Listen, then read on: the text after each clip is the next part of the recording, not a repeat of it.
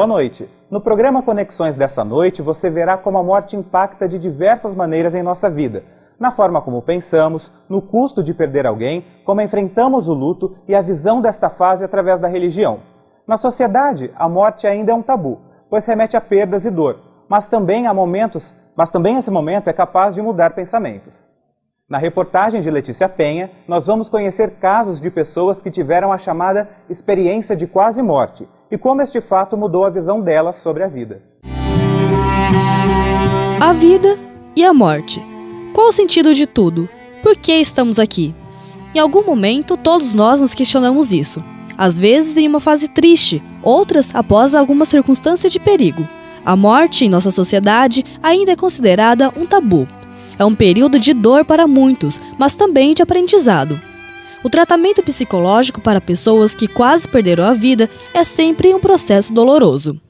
Em geral, há um acompanhamento quando se trata de doentes crônicos, doentes com doenças graves, como no câncer, e outras doenças, pessoas que estejam em cuidados que a gente chama de cuidados paliativos. Quando isso ocorre, e a gente tem um tempo maior para acompanhar essa pessoa, há todo um trabalho que auxilia a pessoa nesse processo.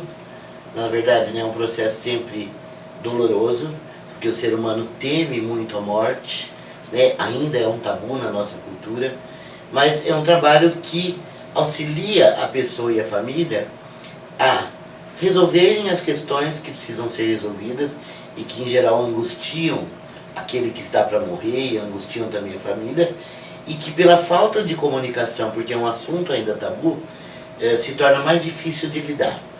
No dicionário, a definição de morte está com a interrupção completa da vida, mas também pode ser considerada pela falta de existência de algo. Para Felipe, de 21 anos, o vazio que tomou conta do dia a dia após o falecimento de seu pai o levou a cometer a primeira tentativa de suicídio. Bom, na época que eu tretei com meu irmão foi muita raiva e muito vazio por conta do meu pai. Na época depois que eu perdi meu pai, era só um vazio, eu só sentia vazio. Eu não sentia raiva, não sentia felicidade em nada. Eu acordava, vestia minha roupa, era uma proteção. Ia trabalhar, ia para a faculdade, ia fazer academia. Então eu não tinha mais prazer em viver. Eu podia estar tendo uma risada no meu rosto na hora, mas por dentro eu não estava feliz. Felipe tinha 18 anos quando seu pai enfrentou um câncer que o levou ao óbito. Era o filho mais novo da família e o mais ligado ao pai. Ele sempre mimava eu bastante. Eu era caçula, Até que o meu irmão brigava bastante com ele, porque você batia na gente se a gente se trepava no muro para buscar pipa. Ele, para fazer o que quiser, você passa a mão na cabeça dele. Meu irmão sempre foi assim. Daí eu tive uma relação perfeita com meu pai. Ele era assim, ele era sistemático, ele era duro, ele era firme, só que ele era muito amoroso. Com a situação em casa cada vez mais difícil, a dor de pensar em perder um ente querido desencadeou a depressão. Após uma briga com seu irmão, Felipe ingeriu 41 comprimidos, utilizados durante o tratamento de seu pai. Quando meu pai teve câncer, teve metástase, ele começou a se definhar. Então isso também foi me prejudicando de certa forma, porque eu fui começando a ficar mais... Foi com o início da depressão mesmo. Quando começou a depressão, começou a vir os pensamentos, a vida não faz sentido, sabe? Rodrigo mudou seu comportamento após sofrer um acidente de carro. O episódio aconteceu aqui, na Avenida Nações Unidas, em uma sexta-feira de 2014. O estudante estava indo ao shopping com as amigas quando o carro bateu contra o veículo em que estavam. A noite, que deveria ser de diversão, se transformou em um filme de terror. Mas eu lembro que era um final de semana interessante, era férias ainda. Então a irmã da Letícia vindo pra cá, porque a gente ia sair na sexta. E no sábado já tinha uma festa grande que a gente tinha combinado de ir. A gente estava entrando, na Nações, sentido... A gente estava entrando pelo do outro lado ali. Quando, a gente estava devagar até, porque todo mundo que vai entrar ali entra devagar. E o outro carro veio com tudo. Eu não consegui ver o lado, se era direita ou esquerda, eu sei que ele bateu atrás. E eu não sei se a Letícia perdeu o controle do carro, pisou no acelerador sem querer. Eu sei que a gente entrou no canteiro, como estava de assim. A gente entrou no canteiro e foi muito rápido em direção à árvore. E aí bateu e o carro virou, capotou. E se não tivesse a árvore ali, com certeza a gente atravessaria o canteiro e aí teria sido bem pior. É aquela gritaria e todo mundo querendo saber se está bem, perguntando se está tudo bem, olhando todo mundo procurando para ver se está realmente todo mundo acordado, bem, vivo, sei lá, porque na hora eu só lembro da árvore batendo e se a gente não tivesse de cinto de segurança, a gente com certeza teria avançado e aí teria sido muito pior. O acidente com os estudantes não deixou sequelas, mas Rodrigo conta que ficou uma lição. E aí você pega um certo trauma, né? Fala, E as pessoas brincam comigo agora. Por exemplo, hoje mesmo. Eu entro no banco de trás, eu coloco cinto. Quase ninguém usa cinto no banco de trás. Hoje mesmo eu coloquei, o colega falou assim, o que você está fazendo de cinto? Eu falei, tem que usar, não tem?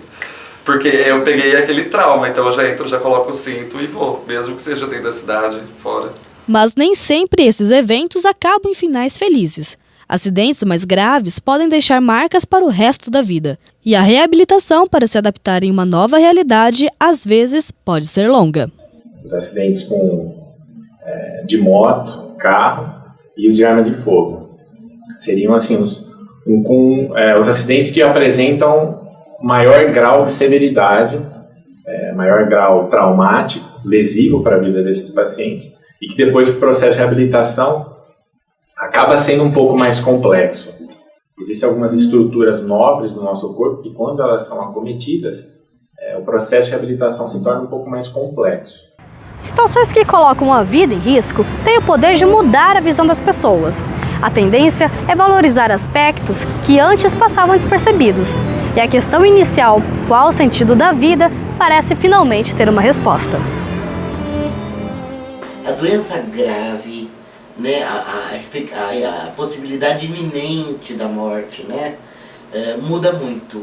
Costuma mudar muito os valores da pessoa, mudar muito as perspectivas que a pessoa tem, né, os conceitos de vida que ela tem.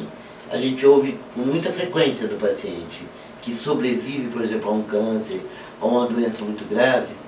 Agora, para mim, as coisas têm outro sentido. Agora, para mim, o que era importante não é mais, e eu dou importância para outras coisas que antes eu não valorizava. O primeiro pensamento está na família. É de onde vem a força para superar todo o trauma sofrido e também em que parte as primeiras reflexões. Assim, a gente muda um pouco o pensamento, né? Ser mais carinhoso, dar mais atenção para as pessoas. Foi a questão que você perguntou da família, né? O que vem na sua cabeça.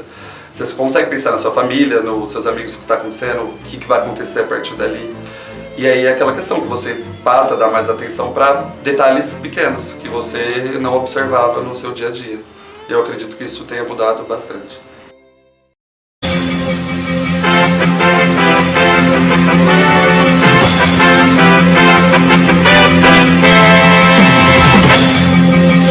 Pelo horário de Brasília são 7h07 da noite. O hangar da TAM no aeroporto de Congonhas, em São Paulo, está pegando fogo. Você tem aí as imagens.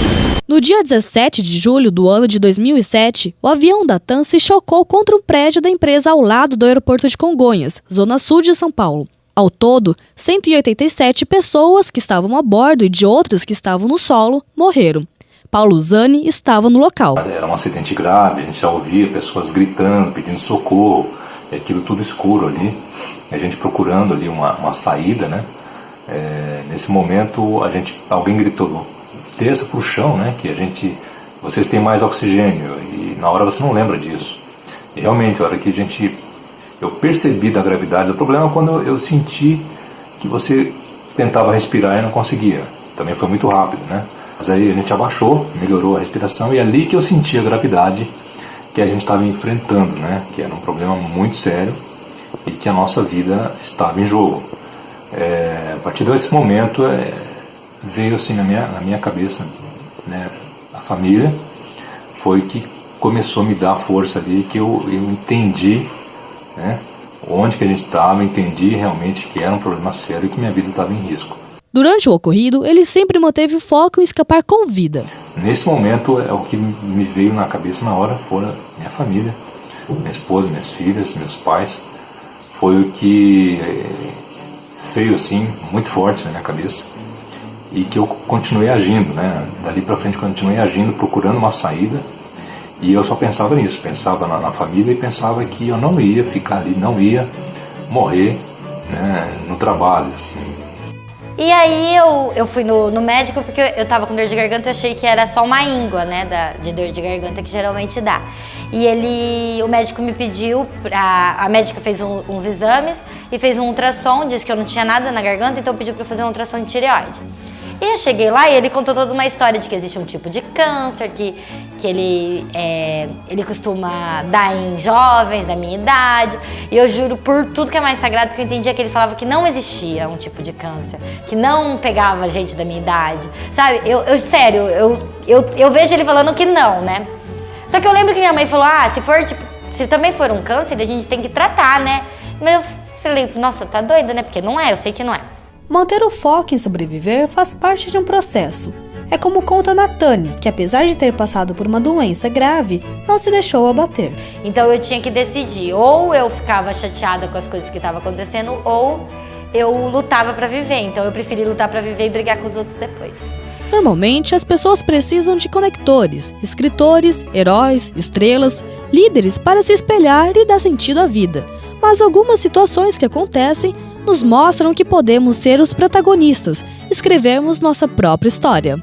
Enxergo que eu quero voltar para a faculdade, porque eu tinha trancado na minha faculdade, fazer letras, português e inglês. Quero voltar para a faculdade, quero ser o que realmente minha mãe espera que eu seja, entendeu? Uma pessoa sucedida. Viver, porque você não sabe, eu sempre digo, você não sabe o que vai ser de amanhã, então você tem que viver o hoje. E é por isso que eu fiquei muito impulsiva, eu faço tudo hoje.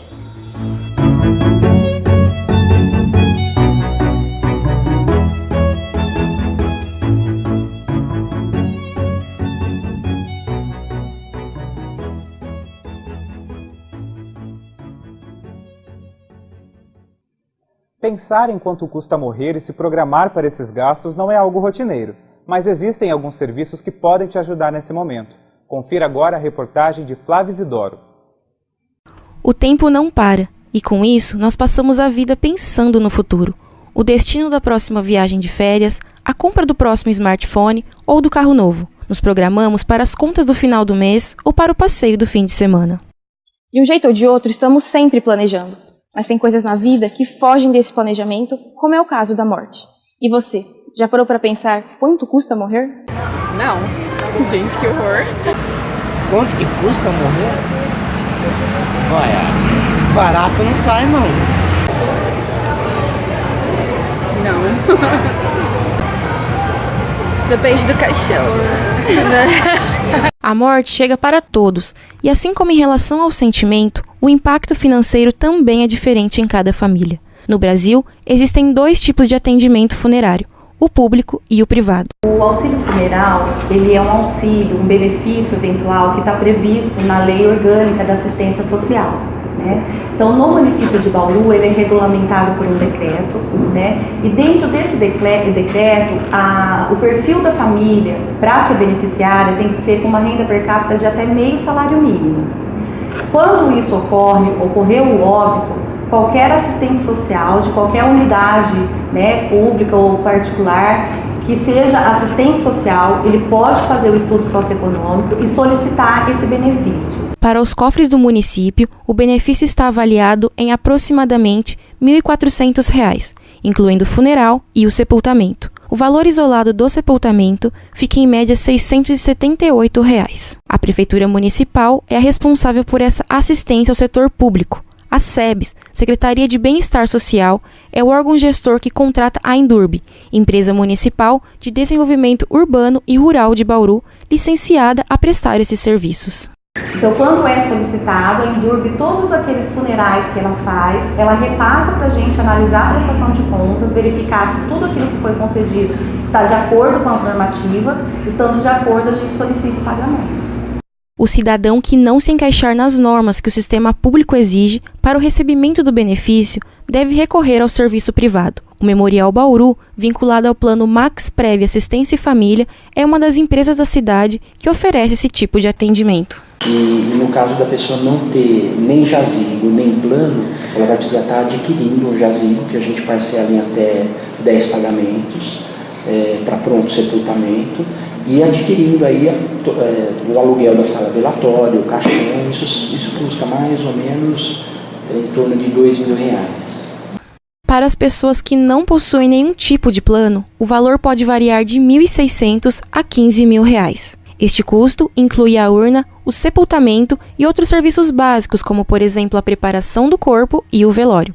Somada essa quantia, existem algumas taxas que podem variar conforme cada caso. Para aquelas famílias que não possuem um jazigo e que desejam ser enterradas no Memorial Bauru, é necessário desembolsar mais R$ 4.000. A fim de evitar a preocupação deste grande gasto diante de um momento como esse, muitas famílias optam por pagar planos de auxílio funerário que incluem desde a urna até a preparação do corpo e a documentação necessária. A gente tem planos iniciando com R$20, que cobre toda a parte do funeral propriamente dito, e que chegam até R$180 já com compra do jazigo, né? Como tem muitas famílias em Bauru que tem já um jazigo em algum cemitério da cidade, às vezes paga somente a taxa do funeral.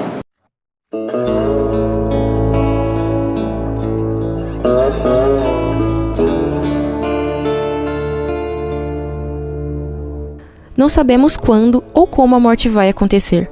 Só sabemos que perante a vida ela é a única certeza. Pagar um plano funerário pode possibilitar que a família tenha mais conforto e tranquilidade, evitando possíveis transtornos financeiros em um momento que o emocional está fragilizado. Meu pai sempre pagou o plano funerário, né? É um plano que a gente paga não querendo usar, né? Mas ele sempre pagou, então envolvia gente de casa. Como é um plano antigo, eu poderia colocar algumas pessoas de fora também, vó, acho que se eu não me engano tem até tio. E aí minha mãe ficou doente, né? E chegou, enfim, ela chegou a falecer. E o plano ajudou bastante, né? Porque não teve aquela burocracia de você procurar uma funerária.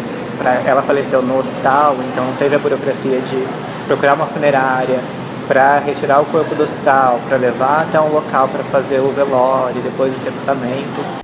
Com a intenção de prevenir não só o desgaste emocional, mas também a preocupação relacionada à tomada de decisões rápidas que o momento exige e aos gastos de última hora, Nercy Martins paga todo mês um plano funerário. Vou esperar isso acontecer, eu não tenho dinheiro na hora para pagar, porque fica 5, 6, 7 mil reais. Então, por mês, R$35, não pesa. A família teve ajuda, cada um dá uma partinha. E fora os descontos que tem também, né? Em uma consulta médica, que seria 300, 400, você pode pagar 150, você pode pagar 200. Os exames ficam bem mais baratos também, né? É lógico que ainda não queria pagar um plano para morrer, né? Mas precisa, né? Porque numa última hora, assim, você não tem aonde correr. Pensar na morte não é algo rotineiro, ainda mais para quem tem pouca idade. Acreditamos que ela só irá chegar quando já estivermos velhos, e por isso, investir em um plano funerário pode parecer um gasto que não coincide com o presente. Quando a gente não falar muito, não conversar muito sobre isso, a gente não para pensar que é inevitável, que uma hora vai acontecer, a gente vai ter que além de tudo, além da tristeza que a família vai estar passando, um gasto que a gente vai ter. Além disso, eu acho que também pela idade, um assunto que não dá a todo momento ele bater na nossa porta, então é uma coisa que acho que a gente deixa mais pra frente para pensar. E eu também nunca fiz as contas para saber quanto minha família teria que desembolsar no meu funeral. Inclusive é até ruim falar meu funeral, né? É muito pesado. Olha, eu acho que se meu pai não pagasse, eu não teria ido atrás, eu não iria atrás, sabe? Eu acho que é uma coisa que os jovens não pensam muito nisso, né? A gente vê a morte, a gente tem a morte como a certeza da vida, mas ao mesmo tempo a gente não vai se preparando para ela. Então eu acredito que se eu não tivesse plano familiar, que na verdade é pago pelo meu pai, eu não teria plano. Assim como tantas outras coisas na vida, morrer também custa dinheiro. No final das contas, alguém tem que arcar com essas despesas, seja por meio de um plano particular ou contando com a ajuda do Estado. Cabe a cada um optar por aquilo que mais cabe no bolso. Vem surgindo de trás das montanhas. Além dos valores que envolvem o funeral e o sepultamento, há pessoas que são pagas para realizar esses procedimentos, como é o caso dos profissionais que trabalham com a morte. Vejam quem são eles no próximo bloco. Coroa de flores, caixão, custo do jazigo e outros serviços funerários. Tudo isso está presente na rotina de profissionais que lidam diariamente com este tema. Na reportagem a seguir, nós vamos conhecer histórias de pessoas que ganham a vida com a morte.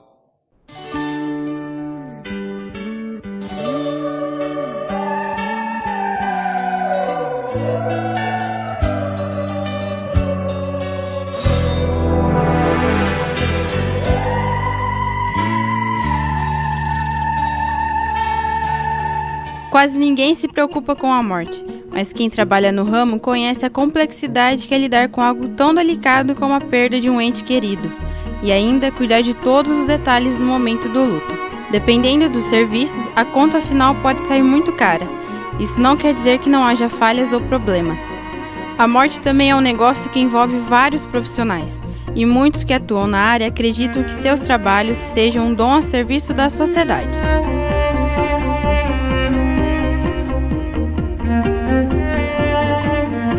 Desde a adolescência, Vanderlei tinha a convicção de que era para trabalhar ajudando na necrópsia.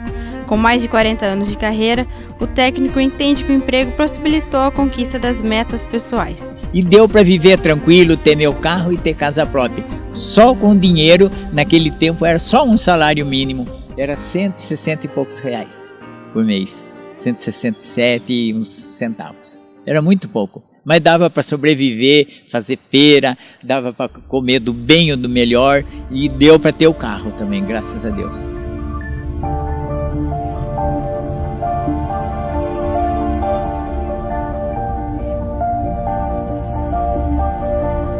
Emocionado, Vanderlei conta que com o salário ajudou o filho a estudar. Ele começou numa faculdade particular, eu ajudando ele, mas eu achei que o potencial dele de espírito tinha vida e direção. Aí eu falei, né?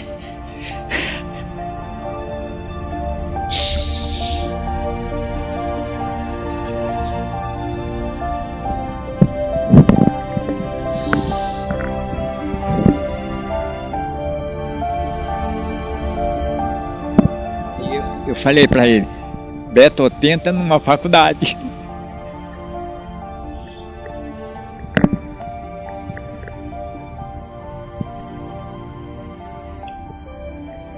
Tenta numa faculdade do governo. Aí que ele fez, ele já estava fazia quase 2 anos numa faculdade lá na cidade de Marília. Ele falou, pai, eu vou tentar na universidade, será que eu passo? Falei, você passa. Aí ele passou. Ele fez para a faculdade do governo, e só que ele fez lá em Araçatuba, né? E lá ele se formou e agora ele faz pós-graduação aqui na Universidade de Botucatu. E eu estou contente com isso. E eu ajudava ele, não vou mentir para você, eu ajudava ele mesmo, porque eu via que ele estava precisando, entendeu? E até República eu pagava para ele. É que eu falo para você, nós temos que saber administrar o dinheiro. Se não souber, nada vai ter na vida. Por isso que a gente não deve invejar de ninguém. O que não consegue hoje, posteriormente se realiza. É o que eu sempre falo para os meus amigos e filhos de amigo mesmo. Assim como técnico de necrópsia, Danilo afirma que trabalha em busca do bem ao próximo. Organizando as cerimônias, ele diz que nunca passou pela sua cabeça desistir da profissão. Não, porque, sinceramente, eu me realizo muito com o meu trabalho. O nosso objetivo, o meu particular, é confortar a família. Então, quando eu consigo conciliar um trabalho em que eu consigo oferecer conforto às pessoas, com as minhas necessidades pessoais, onde eu consigo atender a minha própria família com a minha profissão, eu me sinto muito realizado. Então não tenho por que pensar em desistir realmente. A certeza de fazer o bem para as famílias em um momento tão complicado é o que ajuda na hora de conduzir os trabalhos. Basicamente, a família entra aqui na sala de cerimônia, se acomoda, naquele púlpito que fica à frente, é de onde eu faço a direção da cerimônia. A cortina ao fundo ela se abre, a urna é inserida por ali com o falecido. A partir da entrada da urna, então eu dou início à cerimônia de acordo com a entrevista feita com a família. São inseridas as músicas que a família pediu, as mensagens que muitas vezes são pedidas também, tá bem? E eu faço o decorrer do texto que for escrito antecipadamente. Trabalhar no ramo não significa que a morte seja encarada como algo cada vez mais fácil. Os dramas humanos mexem com as emoções e fica difícil separar as coisas. De certa forma, todos os casos marcam um pouco. Como eu lhe disse, para que possa ser feita a cerimônia, eu preciso experimentar um pouco da dor de cada família, para que seja realmente uma cerimônia legítima, onde a família tenha a expressão da dor e da homenagem que eles querem prestar. De forma mais marcante, ao longo de todas as cremações, sem dúvida, nós já cremamos, como lhe disse, pessoas de mais de 90 anos e já cremamos crianças, jovens. Em particular, um bebê que foi cremado. Foi uma cerimônia que me marcou bastante pela comoção não só da família, mas porque, de certo modo, vai remeter até mesmo para mim, para minha família. Então foi uma cerimônia bastante difícil. O que me conforta foi o fato da família ter saído da cerimônia confortada. Isso realmente não tem preço, não há o que pague. E por isso eu amo a minha profissão e me realizo muito com o que eu faço, por saber que aquilo que eu faço de alguma forma traz paz para as pessoas. E isso é o que mais importa.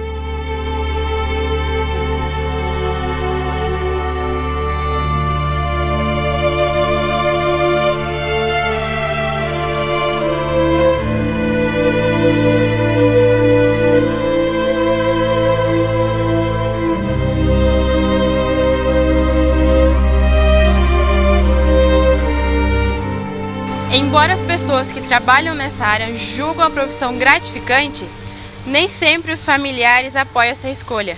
Afinal, a profissão ainda é tratada com um certo estigma. Trabalhando há 56 anos na manutenção do Cemitério da Saudade em Bauru, a zeladora conta que só continua na profissão por um motivo. Porque eu gosto, adoro trabalhar aqui dentro.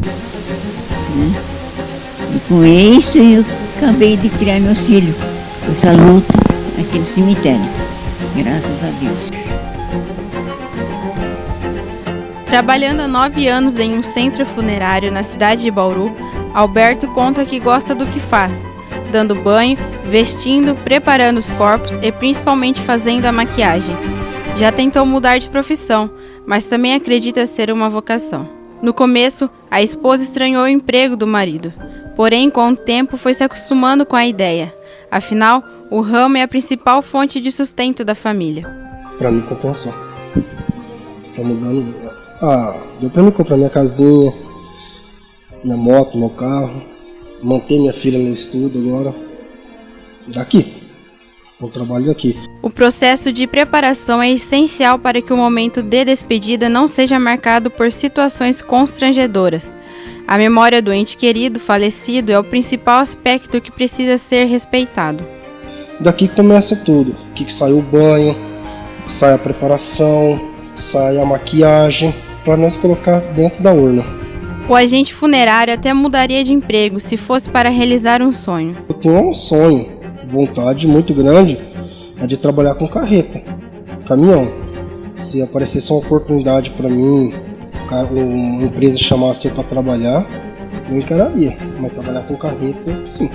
A morte é inevitável. A consciência da mesma se transformou em um dos principais aspectos da cultura e da sociedade. Mas encarar a morte como um negócio também representa uma mudança de valores.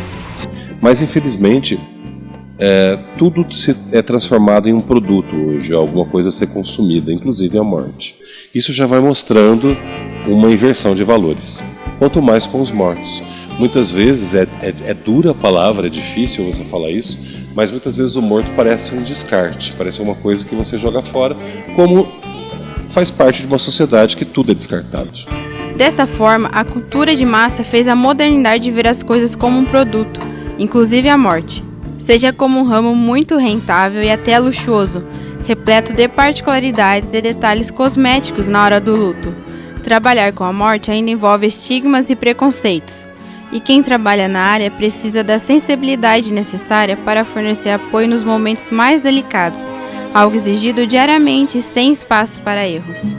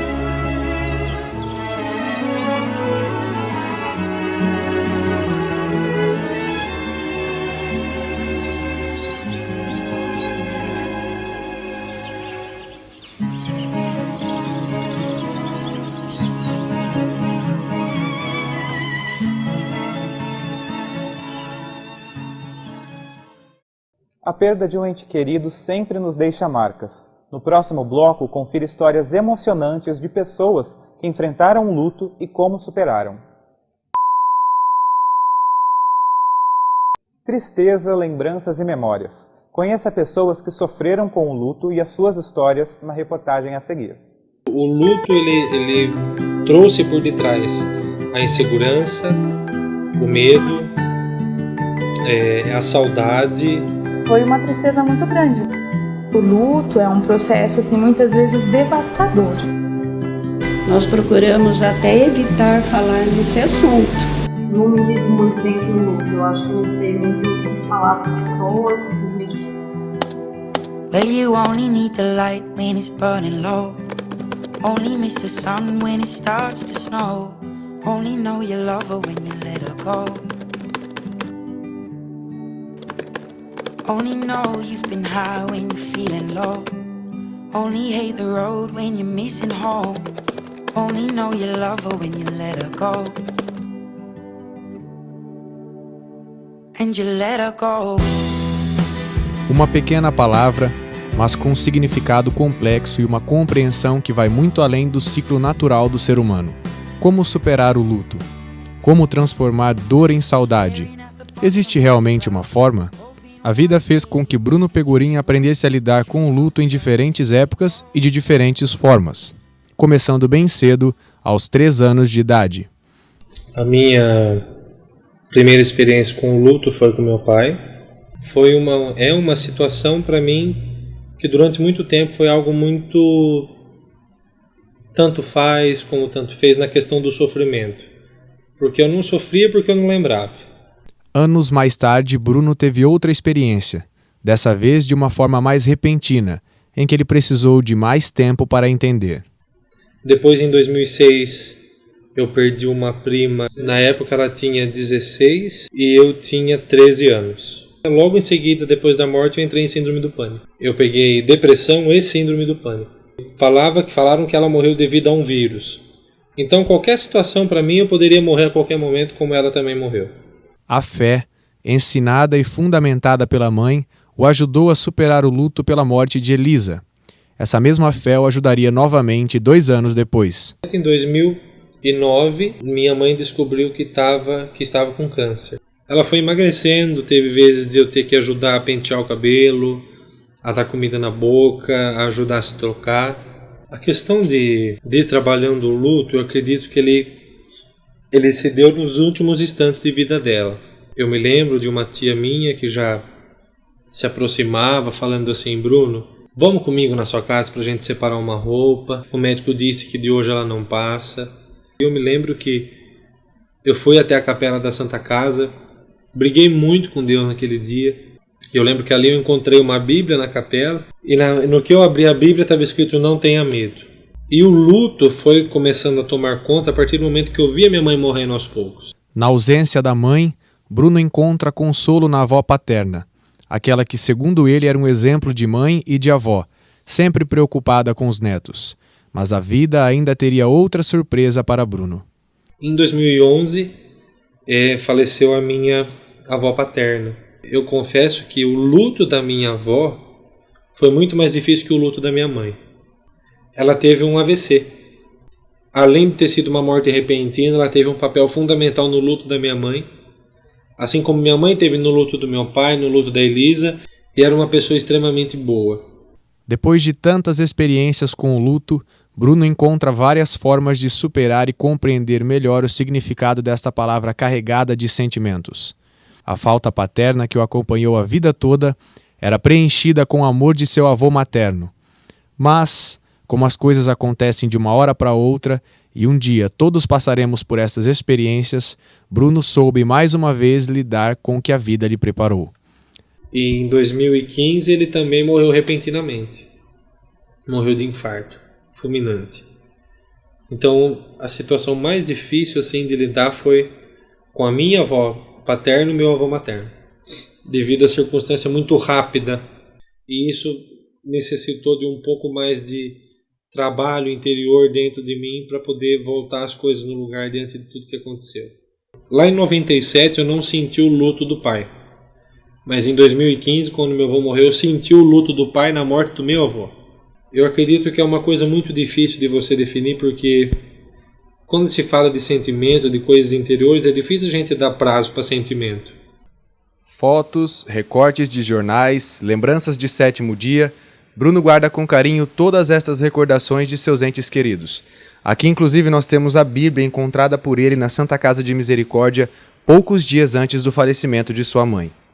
Hoje, o que restam são lembranças, que de uma forma ou de outra ajudam Bruno a reviver o amor que se transformou em muita saudade. Só se tem saudade do que é bom. Se chorei de saudade, não foi por fraqueza, foi porque eu amei. A história de Bruno é marcada pelo luto. Ainda pequeno, ele precisou aprender a lidar com a dor e com a saudade, situação que outras tantas pessoas viveram, cada uma de um jeito diferente, como mostra a repórter Ana Beatriz Casale. O luto na sala de aula também é uma realidade. Uma turma do curso de Publicidade e Propaganda da Universidade do Sagrado Coração, em Bauru, passou pela dor da perda. A saudade tem nome de Marcos Vinícius Pontes. O jovem, de 22 anos, morreu em um acidente de carro no dia 24 de abril de 2016, quando voltava de uma festa e ia ao encontro de amigos. Eu soube pelas redes sociais, eu soube pelo Facebook, aí saiu uma reportagem sobre já o acidente, e aí eu já fui no WhatsApp perguntar para o pessoal. E eles falaram, né, parece que é verdade mesmo. A gente pegou e foi até a estrada de Botucatu, e aí era isso que tinha acontecido, a gente parou no posto de guarda e era isso que tinha acontecido mesmo. Apesar da tristeza que a morte de Vinícius trouxe, as lembranças que ficaram foram da felicidade e simpatia que o jovem mostrava. O Vinícius, ele era muito divertido em sala de aula. Ele sempre brincou com todo mundo. Ele chegava na sala, ele alegrava todo mundo. E ele fazia amizades muito fáceis. Vinícius estava em seu último semestre da faculdade e, neste período, realizava o trabalho de conclusão de curso, com a orientação da professora Niravi Karam. Eu queria tanto terminar esse trabalho. Ele estava muito preocupado, ele estava se dedicando muito. Ele falava a todo momento, nossa, como é difícil esse momento, mas está dando certo, né? Para que toda a dedicação do aluno não acabasse ali, a docente decidiu homenageá-lo e concluiu a pesquisa. Não consegui, né? E depois de 6 meses eu falei, não, agora vamos terminar isso. Finalizei, enviei para uma revista, depois de um mês, acredito. Peguei resposta para Batista e eu fiquei muito feliz que ele foi publicado no final do ano passado, antes da formatura, então de certa forma eu tive um sentimento assim, que ele terminou a graduação como ele queria. Amigos, outros professores e autoridades da universidade também prestaram homenagens ao aluno. Nossa turma homenageou o Vinícius com uma placa que foi entregue a um representante, que era um professor nosso. Foi uma placa em homenagem a ele. O discurso também teve homenagem a ele. E nossa formatura mesmo, que ele foi um da comissão de formatura, e na nossa formatura, num telão tinha fotos nossas, e nós colocamos a foto dele também para passar durante a nossa formatura. Então a formatura toda teve uma foto do Vinícius. O nome da turma é Marcos Vinícius Pontes. Quando o assunto é luto, a maturidade é sinônimo de compreensão e o tempo se torna o melhor remédio. Dona Dalva aprendeu a lidar com a situação a partir das mortes do pai, de uma forma repentina, e da mãe, que ficou doente por um longo período. Conversando com o padre, conversando com outras pessoas, eu fui sentindo, eu fui vendo que a dor foi muito grande, mas eu tive aquela sensação assim do dever cumprido, porque eu dei toda a assistência que eu podia dar a eles. Ela, que evitava falar sobre o assunto quando era criança, hoje carrega leveza em seu discurso. A morte é uma realidade. E eu vejo a morte assim, como uma coisa justa. Porque todos vão passar por ela. Então isso serve até como assim um consolo para a gente. Não tem rico, não tem pobre, não tem classe social, não tem raça, não tem nada. Todos vão passar por ela. Se no século XVIII a morte era naturalizada e no século XX o assunto tornou-se proibido, hoje a forma de encarar uma perda também mudou. Com a expansão das tecnologias e das redes sociais, as pessoas postam homenagens e mantêm ativos perfis daqueles que já partiram. Esse fenômeno é chamado de luto virtual e gera discussões. Afinal, essas atitudes são ou não saudáveis? Eu não vejo isso como um peso, eu vejo como um alívio até para a pessoa que está colocando. É uma maneira dela extravasar a dor. Embora haja aqueles que gostem de postar as lembranças, outros preferem guardá-las na memória e no coração. Muitas vezes, essa exposição virtual atrapalha a superação e aumenta o sofrimento. Eu acho assim que tem a família da pessoa no Facebook e muitas vezes isso pode acabar atrapalhando. Eu não acho que seja legal, porque a família tem aquela dor, sabe? É uma dor que nunca vai passar. Então, uma pessoa fica postando, muitas vezes aparece o nome da pessoa aparece para a família, sabe? Eu acho que não é uma coisa muito legal. Para a psicologia, o processo de luto é subjetivo e deve ser respeitado. Quando alguém vai lá e mantém, um perfil, por exemplo, e outras pessoas vão e homenageiam, eu acho que isso é parte natural de um processo, num primeiro momento, pelo menos, né? Porque se antigamente a gente tinha pessoas que perguntavam quanto tempo eu devo usar preto, né? Quanto tempo eu devo ficar de luto, hoje em dia a gente tem gente que pergunta quanto tempo eu devo manter ativo um perfil. A profissional aponta ainda que é preciso avaliar com cuidado se a pessoa está usando a internet como fuga para o processo de luto ou para extravasar a dor. Superar uma partida não é fácil. Não há regras, ninguém ensina. A certeza é uma só. O melhor conforto é saber que o amor não vai embora. E que passa, você vai curando isso dentro de você. O que tem que ficar são as coisas boas, as coisas divertidas. Isso todo mundo tinha que lembrar dele com amor, né? Que ele nunca, a memória dele nunca morresse. Aí essa cicatriz vai sendo curada, a ferida vai sendo cicatrizada. E aí a gente tem a lembrança, aquela lembrança gostosa, e a gente vai lembrando dos momentos felizes que a gente passou com a pessoa. A religiosidade e a morte. No próximo bloco, nós vamos ver a relação da fé com o fim da vida e como as diferentes religiões tratam o assunto. A existência de Deus é um mistério? Há quem acredite e quem não. Mas pessoas que passaram por perdas procuram diferentes religiões como uma forma de se confortar. Você vai conhecer agora como alguns credos enxergam o fim da vida e o relato de gente que se aproximou da religião para encarar com fé a perda de seus entes queridos. A morte sempre foi um mistério. Desde o começo da humanidade, as pessoas de toda parte do mundo tentaram encontrar uma explicação ou um conforto para os momentos em que a morte batia a porta. E foi através da religião que o homem primitivo começou a encontrar respostas. Inúmeros mitos explicavam os fenômenos naturais e também a vida e a morte, que seriam controlados por deuses e espíritos. Era comum acreditar que esses espíritos moravam na terra, espalhados pela natureza em árvores, rios e cavernas. E para que os devotos tivessem seus pedidos atendidos, eles deveriam fazer oferendas. Ao avançarmos no tempo, podemos observar inúmeros registros das crenças de povos como os gregos e os egípcios. Ambos eram politeístas, ou seja, acreditavam em vários deuses terrestres e celestes. E essas religiões também tinham alguns pontos em comum, como acreditar que as divindades estavam a serviço dos humanos e que cada deus tinha um poder específico. Para eles, a morte não era vista como algo ruim, pois do outro lado haveria a vida. Nós percebemos que nos povos antigos, tanto nas Américas como no velho continente, os povos enxergavam de uma forma positiva a morte, não de uma forma negativa, porque a morte estava ligada ao Deus. Então, os maias, os astecas, os incas, não é?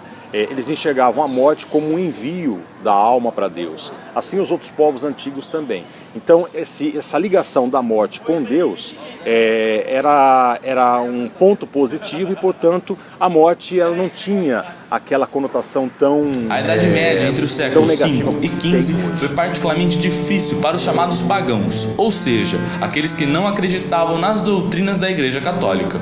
Nessa época, a crença no inferno como punição para os pecados foi fortemente utilizada como uma espécie de controlador social. A Igreja foi responsável por expandir o conceito de punição e recompensa divina após a morte, segundo o comportamento de cada pessoa durante a vida. Eu acho que a Igreja Católica, ela põe a morte, conseguiu colocar no senso comum da sociedade, ou das sociedades, a noção de que a morte ela é negativa, ela é um momento triste. E isso é uma grande contradição. Isso já começa com o crucifixo, por exemplo, o Cristo pregado na cruz. Não é? A imagem do Cristo que o catolicismo passa não é a imagem do Cristo sorrindo, não é a imagem do Cristo alegre, não é a imagem do Cristo se confraternizando com as outras pessoas. Com o passar do tempo, as religiões se disseminaram por todo o mundo. O número estimado já ultrapassa os 10 mil. E quando o assunto é a fé no que acontece na morte ou após ela, podemos dividir em 3 grandes grupos. As que acreditam em ressurreição, o catolicismo, o islamismo e o judaísmo. As que acreditam em reencarnação, a Igreja Tenrikyo, a Umbanda e o Espiritismo. E as que não acreditam em vida após a morte, os ateus. No Brasil, a variedade de crenças é grande, porém, de acordo com o IBGE, o Instituto Brasileiro de Geografia e Estatística, a população brasileira se declara majoritariamente cristã, um total de 87%. Esse grande número de cristãos se deve a um traço histórico da época da colonização, uma herança portuguesa, quando os missionários jesuítas catequizavam os nativos, imigrantes e também os escravos. A Bíblia é o livro sagrado do cristianismo. Ela é usada como base dos ensinamentos cristãos. Dentro do cristianismo, existem subdivisões, como o catolicismo e o protestantismo. Para os católicos, o Papa é o líder da Igreja e representante de Deus na Terra. Os padres também são figuras regionais importantes, porque são eles que transmitem os ensinamentos nas diversas partes do mundo. Na realidade, a morte é um processo onde, para nós cristãos e para o nosso processo de fé, é uma realidade de transição, de Páscoa, onde as pessoas deixam essa realidade humana e ressuscitam diante do bondoso Deus. É a realidade de morte que faz esse processo de transição. Uma das crenças da Igreja Católica que pode ser vista dentro das igrejas e nas casas dos fiéis são os santos. Eles foram pessoas iluminadas durante a vida na Terra e que, após a morte, tornam-se espíritos divinos que podem ajudar diretamente os devotos. A Santa Padroeira do Brasil é a Nossa Senhora de Aparecida. A essa santa são atribuídas inúmeras graças e conquistas. Ela também é caracterizada como uma mãe bondosa que acolhe e protege seus filhos. Foi a fé nessa padroeira que ajudou Júlia Fraga a superar a morte de seu marido e irmãos. Tenho quase 80 anos e eu já passei perdendo pai, mãe, marido, irmão, sobrinho, muita gente bem chegada que morreu. Sofri muito, mas graças a Deus, graças aos meus advogados, que são os santos da Igreja Católica, eu consegui vencer muita coisa. Eu rezava muito e eu sempre conversei muito com os meus advogados. O islamismo e o judaísmo têm princípios parecidos com o cristianismo e também acreditam na ressurreição do espírito após a morte, bem como o dia do juízo final. O que mais difere essas religiões é a questão da vinda de seu Salvador. Para os cristãos, Jesus já veio para salvar o mundo, e para os judeus e islâmicos, o Messias, como é chamado o Salvador, ainda não veio. Outra religião com um grande número de seguidores é o Espiritismo. São mais de 15 milhões de devotos em todo o mundo. Toda a doutrina espírita é baseada em 5 livros escritos por Allan Kardec. Seus adeptos afirmam que as crenças envolvem também a ciência e a filosofia. Quando o assunto é morte e o pós-morte, o Espiritismo crê na reencarnação. Nós, espíritas, temos a visão de que a morte é simplesmente a separação do corpo físico e da alma. Que pode chamar espírito, pode chamar o que você quiser, de mente, de fluido, mas é uma essência que anima o corpo. Quando morremos, há essa separação. O corpo físico volta para o pó, vive para a terra de onde ele é, mas o espírito que não é daqui volta ao mundo espiritual. Uma das características mais marcantes da religião é o fato de se comunicar com os espíritos, seja por reuniões mediúnicas, por visões ou até mesmo por cartas psicografadas. Chico Xavier, grande mestre do espiritismo, psicografou muitas dessas cartas durante toda a sua vida. Mais de 450 livros, até mesmo em idiomas que ele não sabia. Chico também tem livros e filmes que relatam sua trajetória e sua intimidade com a mediunidade. Muitas famílias procuravam Chico Xavier para obter consolo após a morte de entes queridos. Esse foi o caso de Érica Rodrigues, que perdeu seu primo em um acidente de carro. Eu me aproximei mesmo da religião após a morte de um primo meu. Há quase 20 anos, ele morreu de acidente de carro. Foi um desencarne muito difícil para a família e um mês após o desencarne a gente teve uma viagem para o Chico Xavier, para ir no centro do Chico Xavier. E aí a gente foi e lá a gente recebeu uma mensagem, foi a primeira mensagem que esse meu primo me enviou. E aí foi muito emocionante e fez com que a gente se aproximasse. Desde então eu estudo, minha família também, a gente ficou bem mais próximo do espiritismo para tentar entender tentar entender o que é muito difícil de entender. A Umbanda é uma religião brasileira que inclui em suas práticas e ensinamentos diversos traços do cristianismo, de religiões africanas e indígenas. É uma religião monoteísta, ou seja, acredita em um só Deus. Seu nome na Umbanda sagrada é Orolum. As principais crenças da Umbanda são a imortalidade da alma, a reencarnação e o culto aos orixás. Diretamente do outro lado do mundo, do Japão, vem a igreja Tenrikyo. A crença desta religião é que Deus Pares criou esse mundo e os seres humanos para que eles pudessem compartilhar a alegria. A Tenrikyo ainda tem em sua crença a mãe da humanidade, chamada Oyasama. Ela viveu no século XIX e transmitiu a intenção divina de que todos tivessem uma vida plena aqui na Terra. A Tenrikyo acredita na reencarnação e na ideia de que não se deve temer a morte. O diretor Nobutoshi Yamaguchi explica que a Tenrikyo acredita que quando uma pessoa morre, acontece o retornamento, que é a volta para Deus e a espera pela ida ao paraíso. Ainda assim, a religião não usa o termo reencarnação, afinal, como Nobutoshi ensina, é apenas a volta para a Terra quando Deus mandar. São inúmeras religiões e crenças que nos ensinam a lidar e entender o luto. Mas e se nada após a morte existir, se tudo for apenas um ciclo biológico com uma data limite? Os ateus, baseados na ciência, acreditam nessa ideia. Sandro Pavlovsky é ateu e explica melhor esse conceito. Eu acredito que a morte é parte de um ciclo natural, onde isso acaba. Isso acaba, os que estão vivos vão se lembrar daqueles que já se foram, e os que se foram não lembram mais de nada, deixa de existir, simplesmente a não existência. E eu encaro isso assim com a maior tranquilidade do mundo. Seja ateu ou fiel a alguma religião, o consenso entre todas as pessoas é que a recompensa e os benefícios de fazer o bem e transmitir amor ao próximo aparecem durante a nossa vida. O importante é que nos restem mais motivos de alegria do que arrependimentos quando a chama da vida finalmente se apagar. E o Conexões dessa noite fica por aqui. Muito obrigado pela sua audiência, boa noite e até a próxima semana.